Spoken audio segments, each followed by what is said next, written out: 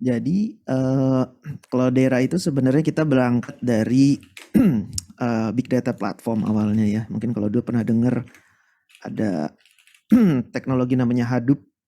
Jadi ini Cloudera sebenarnya kita berangkat dari platform nih. Jadi kita punya platform yang memang bisa menyimpan dan mengolah data berskala besar gitu. Kita punya customer di Indonesia, klien itu biasanya ngolah data itu udah skalanya petabytes ya. Ada yang udah sampai 10 petabyte, 50 petabyte juga ada. Di luar kayaknya ada yang sampai ratusan petabytes juga ada datanya disimpan di dalam platformnya Cloudera.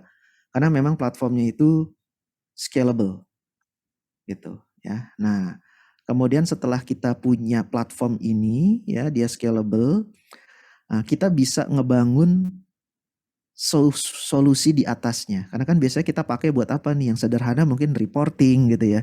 Visual, business intelligence, reporting, bikin chart, grafik, dan lain-lain.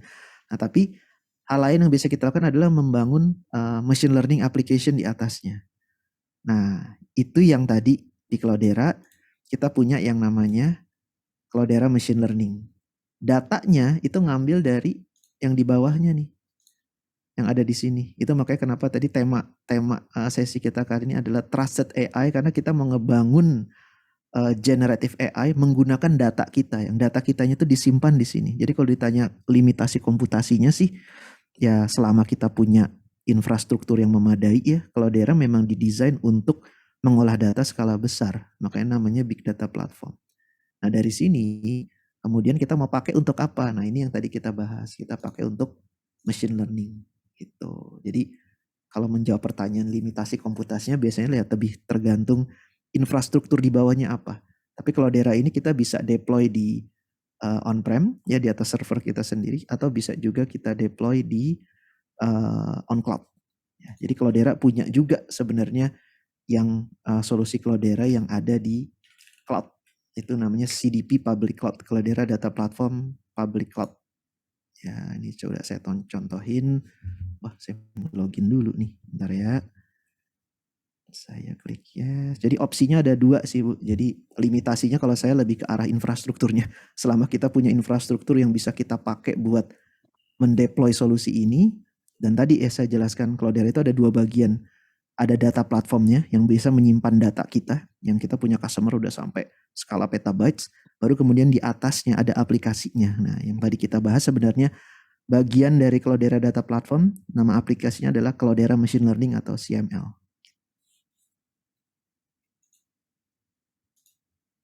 Oke, Bu Galuh udah cukup. Kita lanjutkan yang dari chat ya. Tadi ada, tunggu sebentar. Dari Dr. Sabto, ini kesehatan juga tertarik ya sama AI untuk semuanya. Dari apa yang disebut Pak Fajar, gak sengaja karyawan upload data perusahaan. Apa itu artinya ChatGPT bisa menjadi pintar, tapi bisa menjadi lebih bodoh karena melibatkan user. Nah, ini Ya. silakan. Ya, oke. Jadi ada dua aspek ya dari pertanyaan itu. Satu memang aspek privacy juga ya. Karena kan sebenarnya nggak boleh ya kita upload data internal ke kita. Karena sebenarnya yang tadi kalau satu hal yang tersirat dari apa yang saya ulang-ulang di pembahasan saya itu adalah sebenarnya dia tidak tahu apa yang kita tanyakan kalau dia tidak ditrain dengan datanya kita. Yang dilakukan adalah kita kasih dia dokumen kita untuk mensummary-kan. Jadi seakan-akan dia tahu jawabannya, padahal kita kasih dokumen kita ke dia. Itu kan yang sebenarnya bahaya, ada aspek privasinya. Tapi yang kedua adalah benar juga, kalau kita kasih dokumennya, ternyata dokumennya atau konteksnya itu salah, ya bisa jadi dia menjadi lebih buruk. Tapi sebenarnya yang dilakukan juga kalau oleh ya solusi seperti ChatGPT ya itu dia udah canggih. Dia itu melakukan yang namanya bukan sekedar semua yang kita kasih input ke dia itu dia terima mentah-mentah, tapi sebenarnya ada satu konsep yang saya tadi agak skip ya. Di sini sebentar saya kasih contoh. Itu bagian dari ini nih. Adapt and Align Model ya. Ini tadi saya bahas ada yang namanya model RAG, ini yang kedua ya, Retrieval Augmented Generation. Kemudian tadi saya juga ngebahas tentang ini nih, fine tuning. Nah sebenarnya ada lagi nih tadi saya skip. Nah ini nih, Ini namanya ada human feedback juga. Jadi nggak semua yang kita feeding ke dia itu sebenarnya langsung diterima mentah-mentah. Tidak bisa dipungkiri pasti human feedback juga penting. Makanya kalau kita pakai solusi Gen AI atau LLM yang berbasis di internet gitu ya, hosted di cloud, biasanya begitu dia kasih jawaban tuh kita suka ada opsi nih buat kasih thumbs up, thumbs down gini. Buat kita kasih tahu nih jawabannya sebenarnya bener nggak nih, berguna nggak nih. Kalau salah ya kita kasih thumbs down. Nanti dia belajar balik tuh, ya kan? Dia balik lagi dia ngerti, oh ternyata yang saya keluarin ini salah gitu.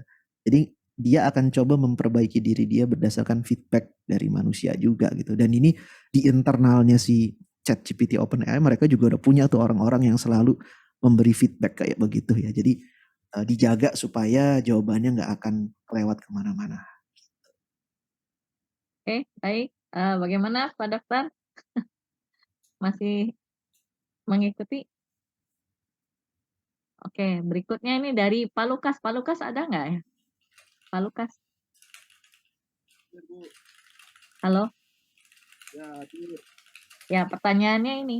DLP, Data Leak Prevention, bisa cepat nggak ya? Sepertinya konten moderation sebelum keluar perlu ada opsi atau API security.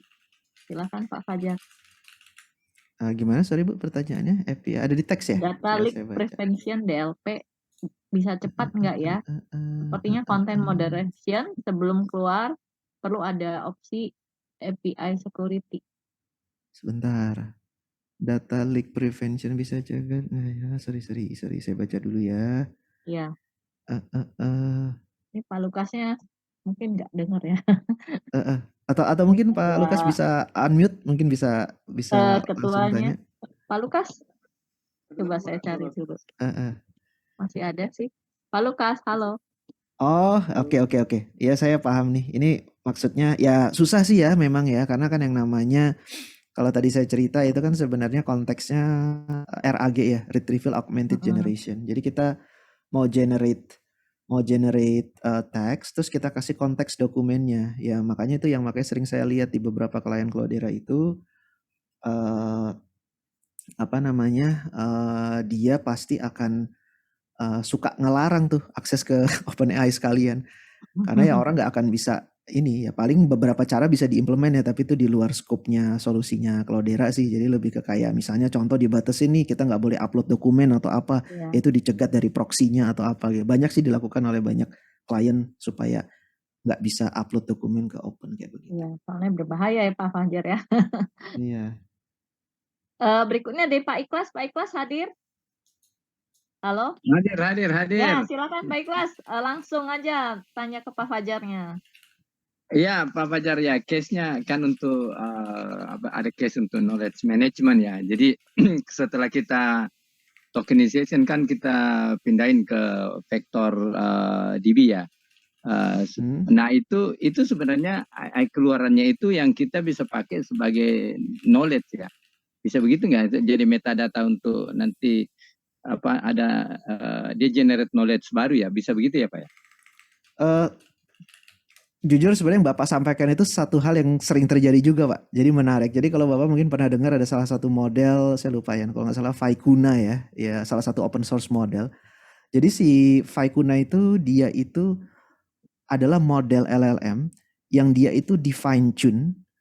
Di fine tune-nya itu dia menggunakan data dari jawabannya ChatGPT. Saya lupa Vicuna atau apa gitu. Jadi sebenarnya terkadang kalau kita punya model LLM gitu seperti ChatGPT kan itu modelnya mereka sendiri close ya, nggak di open ke kita ya. Jadi kita cuma pakai layanannya. Tapi terkadang banyak orang nih di luar sana tuh ya karena komunitas open source ya. Jadi mereka tuh agak cerdik nih. Jadi kita pakai LLM model yang open, tapi kemudian kita melakukan yang namanya model fine tuning. Nah, fine tuningnya pakai apa? Fine tuningnya itu menggunakan data atau teks yang di-generate oleh si ChatGPT. Jadi banyak banget sekarang orang melakukan hal kayak gitu. Iya, itu salah satu triknya ya. Jadi supaya bikin model open kita jadi bisa istilahnya sepinter atau sekelas dengan si ChatGPT. Caranya kita ambil model kita yang tadi based on open source model, tapi kemudian kita fine tune. Nah, fine tune-nya menggunakan jawaban-jawaban yang dikeluarkan oleh si ChatGPT. Jadi supaya dia juga bisa agak sepintar atau mendekati si ChatGPT. Itu sering dilakukan juga sih Pak di dunia open source. Memang sih sebenarnya